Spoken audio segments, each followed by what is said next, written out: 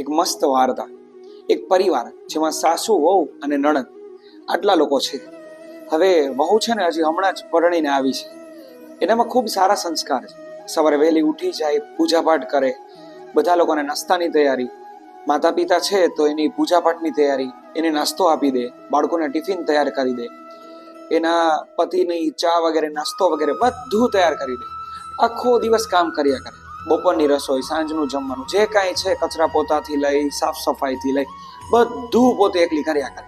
એટલી ડાય અને હોશિયાર છે. સાસુને બહુ ગમ્યું એટલે એને એક દીકરી જે આની નણંદ થાય એને કહે છે કે આજથી છે ને તું ભાભી કે ને એટલું જ તું કામ કરીશ અને એ કે એટલું જ બધું કરીશ. તો દીકરીને ગમ્યું નહીં, પણ હવે કરવું તો પડ્યું. મમ્મીએ કીધું એટલે બધું કામ કરે. કચરા પોતા, વાસણ, રસોઈ ખાસ તો એને શીખવી.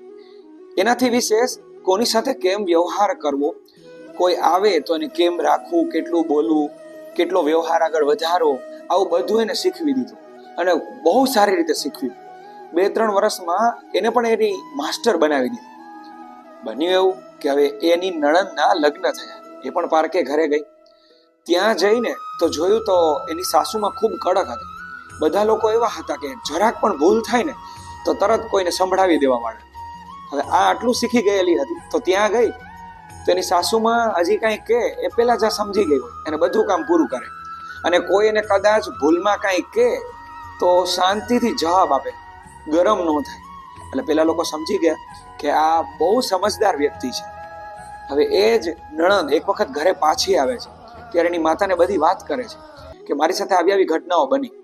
ત્યારે માં ખાલી એટલું જ કહે છે, હવે તને ખબર પડી કે મેં શું કામ તને કીધું તું ભાભી પાસેથી થોડું શીખ? એટલા માટે કે તને કામ આવે. હવે આ ઘટના ખાલી આપણને એ જ શીખે, પારિવારિક જ્ઞાન છે ને આપણા ઘરમાં આપણા કરતા મોટા હોય ને તો એની પાસેથી શીખી લેવાય. ક્યારેક ભવિષ્યમાં આપણને ખૂબ જ કામ આવે.